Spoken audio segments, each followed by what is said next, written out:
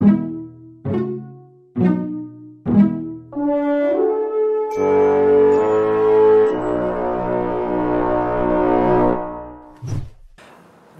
exhibit that I'm having at B. Deemer's, I believe is the 15th or so exhibit that I've had at the gallery. I've been associated with it for about 20 years.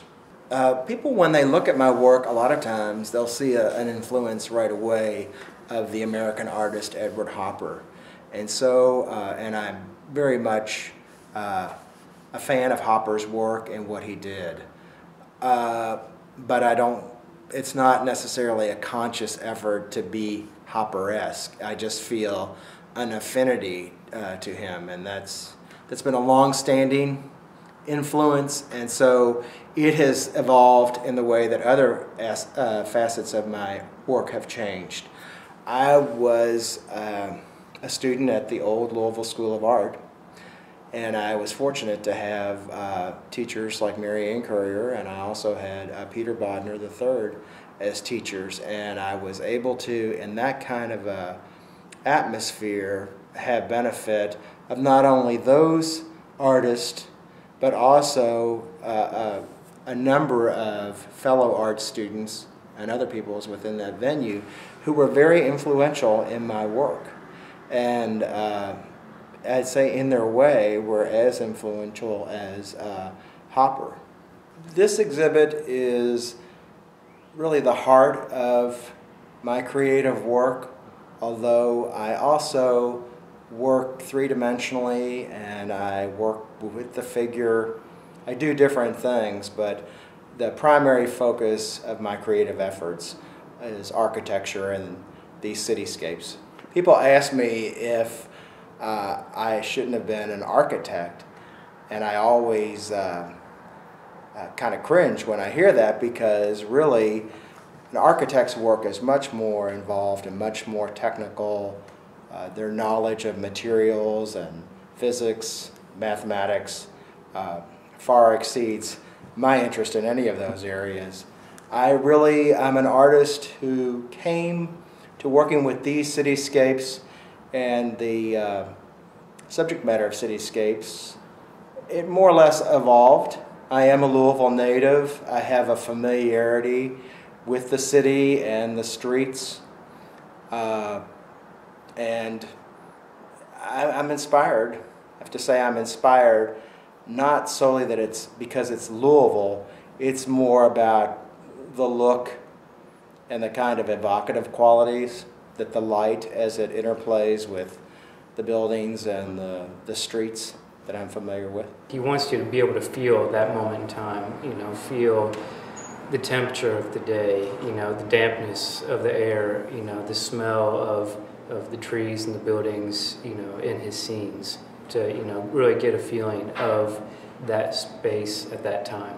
As I've done a lot of cityscapes, I'm attuned more and more with the surface of the works, and so that can be the kind of abstract qualities in terms of how I use color, but also on the surface of the artwork. So I may start out with an idea of doing a drawing of 3rd Street in Old Louisville, but as I'm working and playing with the materials, the oil pastels and the surface, it may conjure up a slightly different approach or a different development to the work. I don't just come to a work with one set idea that I am going to do this particular way. I come with a general kind of an idea, and then as I'm working, it's a kind of an interplay, that process, that artistic process between what's happening in the work. You have to be responsive to what's going on there, and so the work really kind of evolves. Most of my work and all the work that's in this exhibit is an oil pastel, although I also work with soft pastels, and I also work with watercolor, charcoal, and oils. It's the material that really fits. It's kind of like when you're going to unscrew something. You could use a butter knife, or you could use another flat type of a tool, but that that screwdriver, a flat-headed screwdriver, is really going to do what you want it to do. And that's the way that things have evolved with me in the oil pastels. They're a kind of funny medium. Some people are very put off by them, but I'm just attuned to them in such a way that it helps me to express and to say what it is that I want to say. I work both plein air on site, and I will sketch the subject matter that way. I will also take photographs. I'll take a number of photographs when I'm there. And so then I draw from both of those when I move on to the final work. What happens in the sketchbook may not be photorealistic, that detailed of what I'm seeing. It again may lead me to another idea or a different approach than what I started out with initially. People ask me about my work, why do you use Louisville as your subject matter, and are you so enamored of the city? And of course, I must be, I live here. But really, Louisville, it's more I'm so familiar with the city and its different structures. The big Italianate building in the middle of the train yard down in Portland.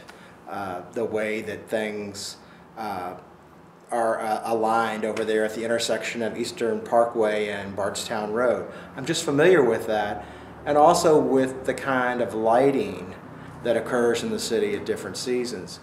When we've traveled, I've gone to other American cities and overseas. The one thing that I really came to understand was that idea of familiarity, because if I was someone for just a day or two, I didn't really kind of connect with it artistically.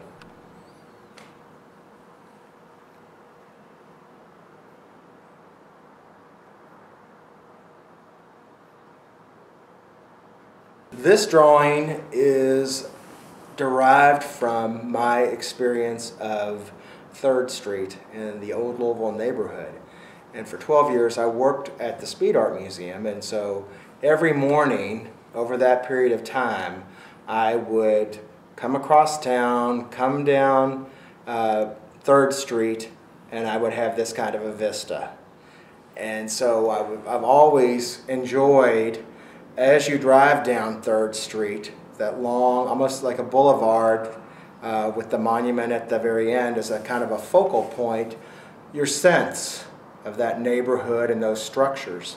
And so I've been inspired by that. This is an image from the spring.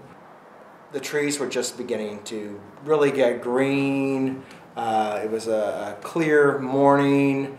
The sun was still low enough in the sky to where you got some great dramatic shadows and play of lights.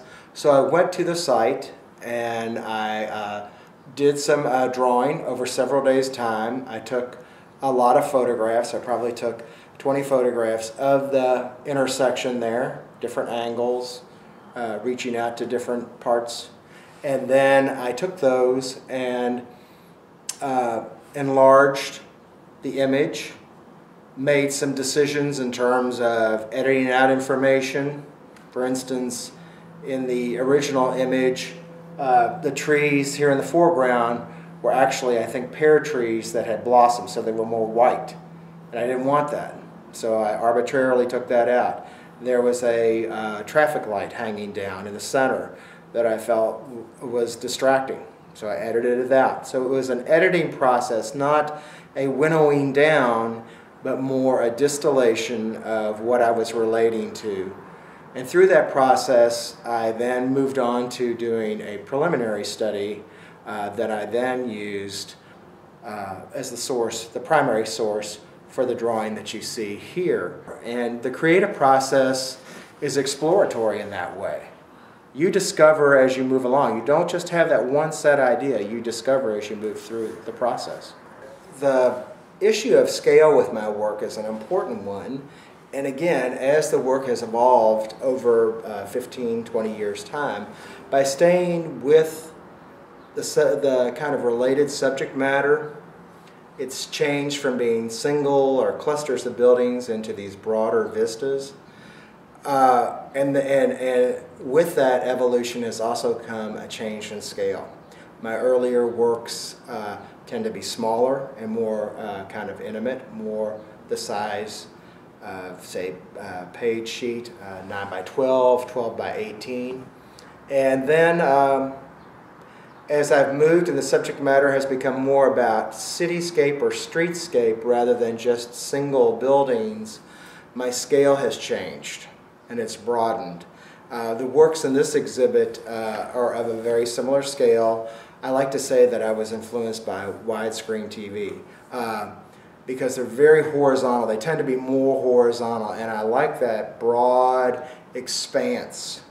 The artist is an editor, and is that they are not trying to be a camera. They are not just simply trying to mimic what it is that they see. It has to go through a distillation. It has to go through the artist and what you have to say. We look at a Picasso and we enjoy it not just because it's a bowl of fruit on a table, it's because we are experiencing Picasso.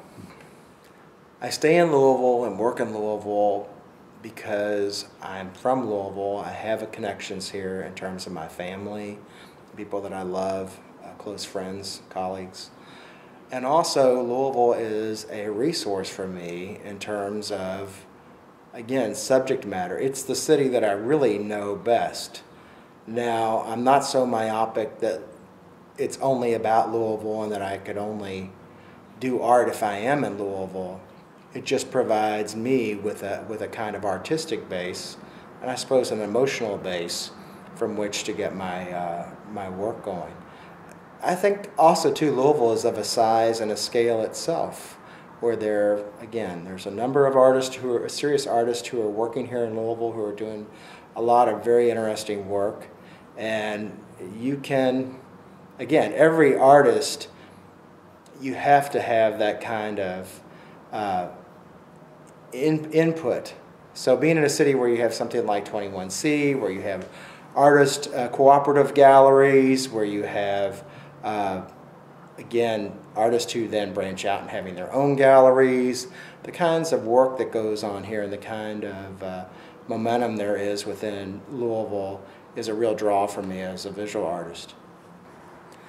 One of the great things about Louisville is that you have always, even in the time when I was in my early 20s, you've always had the kind of underground visual artist who do really interesting things. There was the gallery of the Cinder Block and the Cinder Block artist.